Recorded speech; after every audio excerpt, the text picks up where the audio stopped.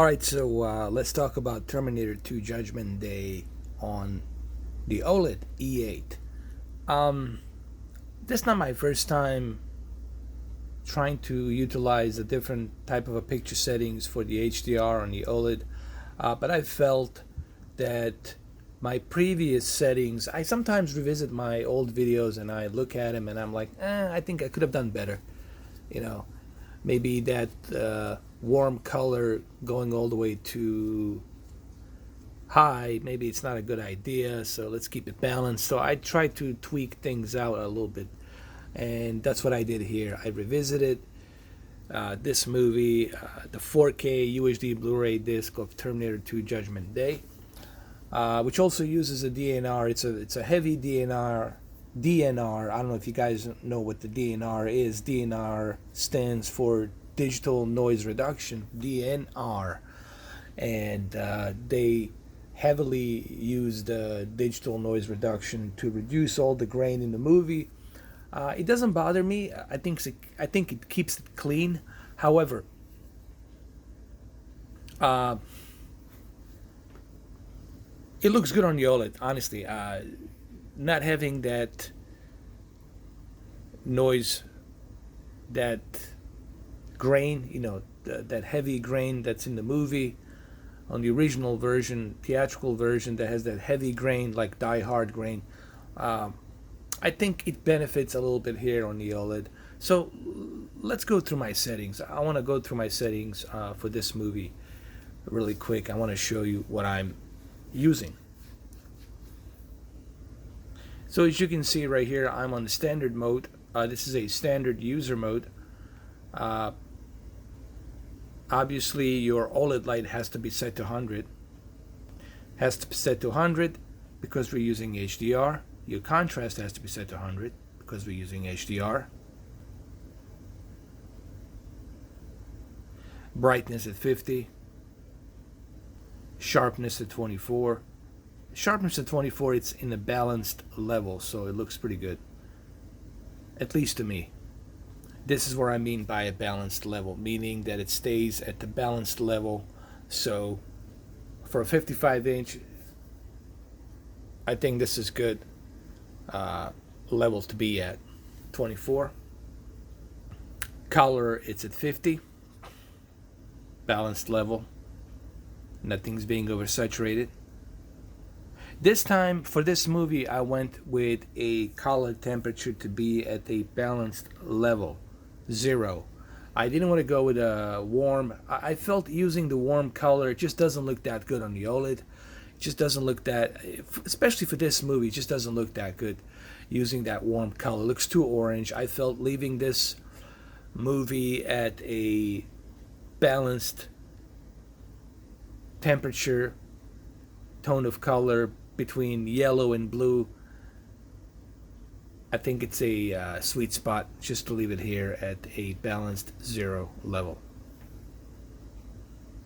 Let's move to advanced controls. Very important. Dynamic contrast.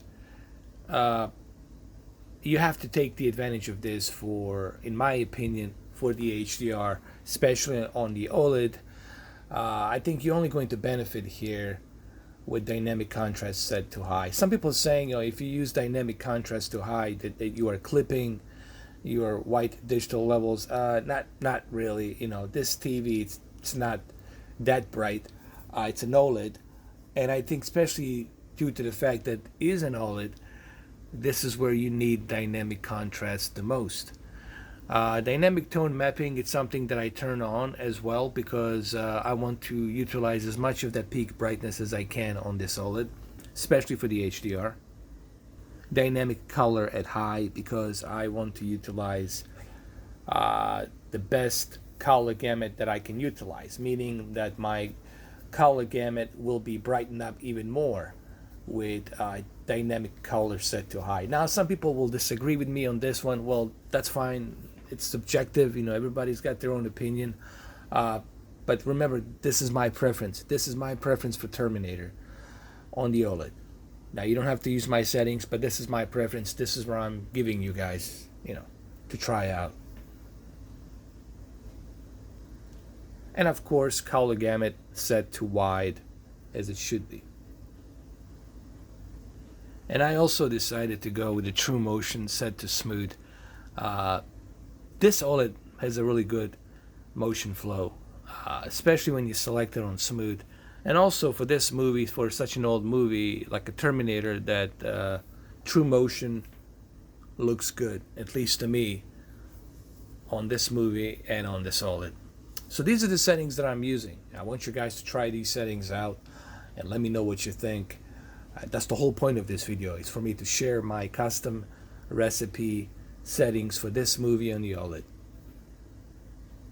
So we're gonna go check some of the stills right here on this movie, and I like it. Look, man, these settings that I just implemented here, I like them because I avoided using too much of that tone of yellow color. I left it in a balanced level.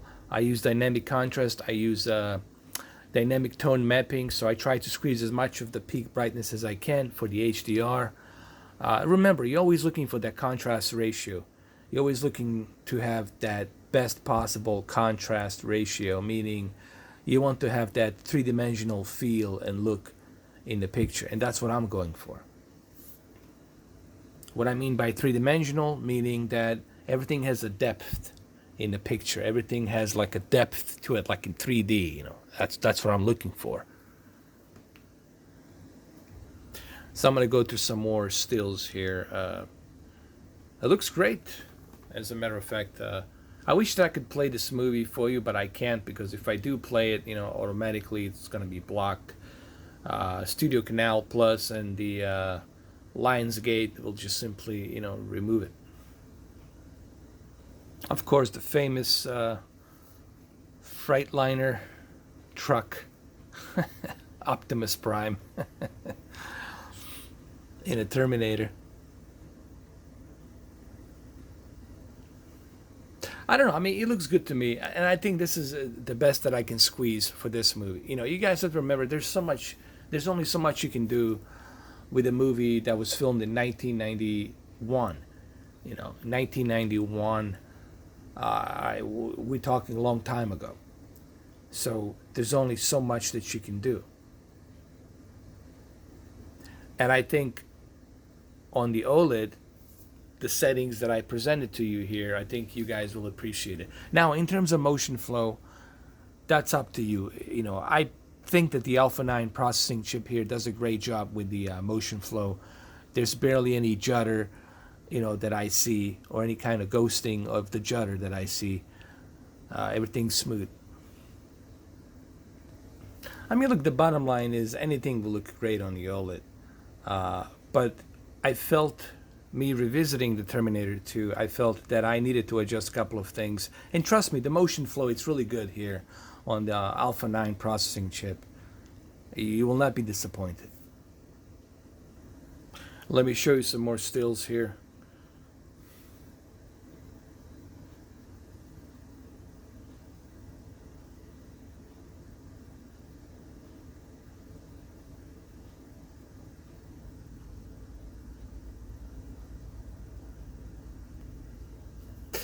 You know, on a second thought, I would remove the motion flow. I was re-examining the movie. The motion flow should be turned off. It's just, honestly, it just looks bad with the soap opera.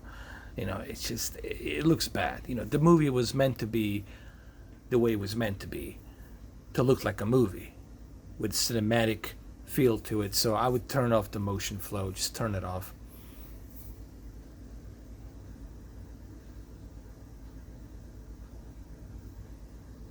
I don't know, man. It looks pretty good to me. It looks pretty good to me. But you guys are more than welcome to try it. Try these settings. Just make sure to turn off the motion flow off.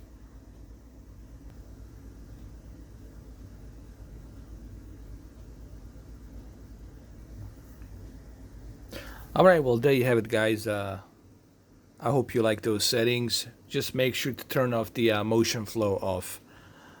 And everything else is the same that I just gave you here. I hope you guys try these settings out and let me know what you think. Thank you.